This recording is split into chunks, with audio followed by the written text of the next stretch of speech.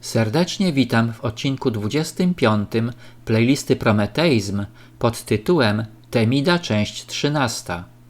W poprzednim odcinku 24 opowiedziałem o pewnej instytucji, której działania są kontrowersyjne i niezbyt pasują do jej nazwy. W tym odcinku opowiem o człowieku, którego imieniem nazwano pewne centrum. Instytucję, o której wspomniałem w ostatnim odcinku, można porównać do tunelu czasoprzestrzennego, czyli tworu nazywanego również mostem Einsteina-Rosena, który jest rodzajem mostu łączącego dwa światy. Nasze katolickie i suwerenne małe imperium ze światem masonów i kabalistów, dążących do zburzenia naszego porządku świata, wprowadzenia swoich rządów i uczynienia nas ich niewolnikami. Jak wspomniałem w Kulu, znajduje się Centrum Relacji Katolicko-Żydowskich imienia Abrahama Heschela. Powstaje pytanie, kim był Abraham Heschel i dlaczego wybrano go na patrona tego centrum? Otóż Abraham Joshua Heschel urodził się w 1907 roku w Warszawie, w Królestwie Polskim. Jego rodzice, czyli ojciec Mordechaj, jak i matka Rajzel z domu Perlow, wywodzili się z opatowskich rodzin hasyckich. Abraham był ich najmłodszym, szóstym dzieckiem. Uzyskał tradycyjne żydowskie wykształcenie w jesziwie, zakończone smichą, czyli rabiniczną ordynacją. Ukończył studia na Uniwersytecie w Berlinie w 1936 roku, broniąc pracę doktorską pod tytułem O istocie proroctwa. Abraham zgłębiał wiedzę rabiniczną w Wyższej Szkole Nauk Judaistycznych i w 1937 roku Martin Buber powołał go na swego następcę w Domu Nauki Żydowskiej we Frankfurcie nad Menem.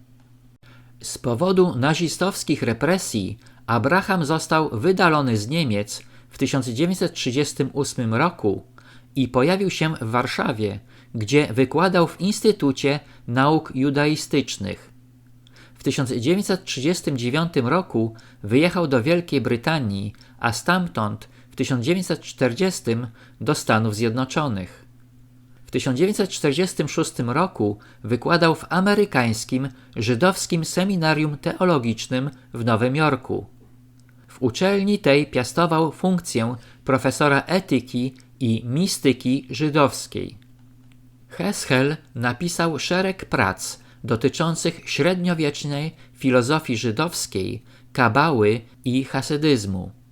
Czyli podsumowując życiorys Abrahama Heschela, można jednoznacznie stwierdzić, że był kabalistą i to szczególnie zasłużonym w tej dziedzinie. Dr Stanisław Krajski opowiadał o czasach Jezusa, kiedy w judaizmie tzw. biblijnym byli kapłani.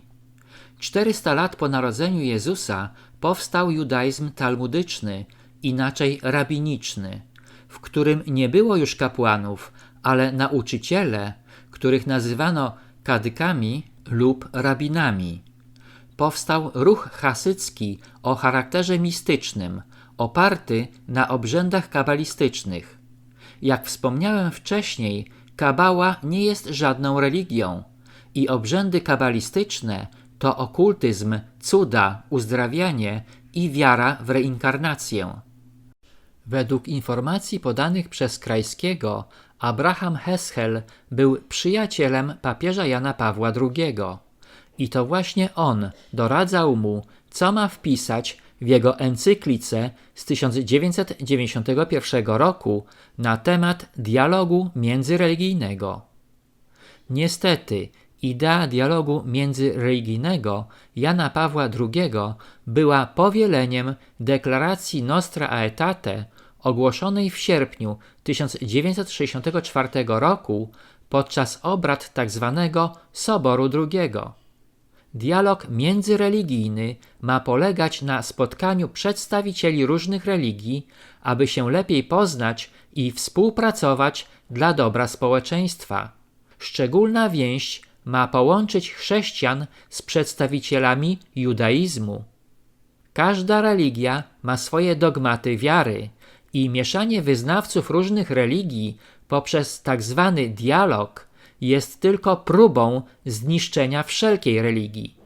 Czyli działania papieży już od 1964 roku skierowane są wyraźnie przeciwko Kościołowi, religii i jej wyznawcom. Podsumowując, Centrum Relacji Katolicko-Żydowskich nazwano imieniem sławnego chasyda i kabalisty. Inauguracja działalności tego centrum odbyła się 17 października 2022 roku.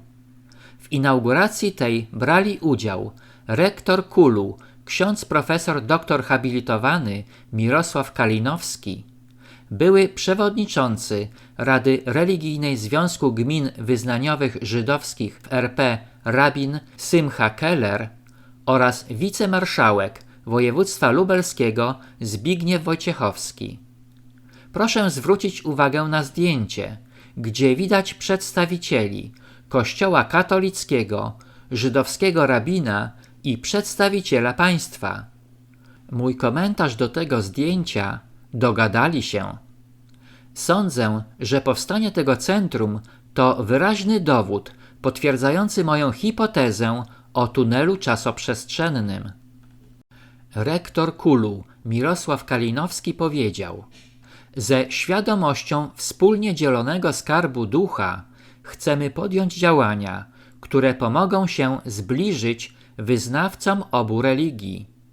Przedmiotem badań będą wzajemne relacje społeczności żydowskiej i katolickiej, ich współistnienie na przestrzeni wieków. Ma to na celu całościowe ujęcie kwestii stosunków polsko-żydowskich, ich wspólnego dziedzictwa kulturowego. Moi drodzy, judaizm jest całkowicie inną religią od katolicyzmu i nie wolno łączyć tych pełnych sprzeczności religii. Albo jest się katolikiem, albo Żydem. Manipulacje pochodzące z tego tunelu czasoprzestrzennego są tylko utopią, na której realizację nie wolno nam pozwolić. Globalistyczne życzenia tworzenia krajów multikulti, jak potwierdza to wielokrotnie historia, Rzym czy Chazaria, zmierzają tylko w jednym kierunku, czyli zagładzie tych krajów. Na tym zakończę odcinek 25, w którym opowiedziałem o tunelu czasoprzestrzennym znajdującym się w Lublinie. Serdecznie zapraszam do kolejnego odcinka 26 pod tytułem Temida Epilog.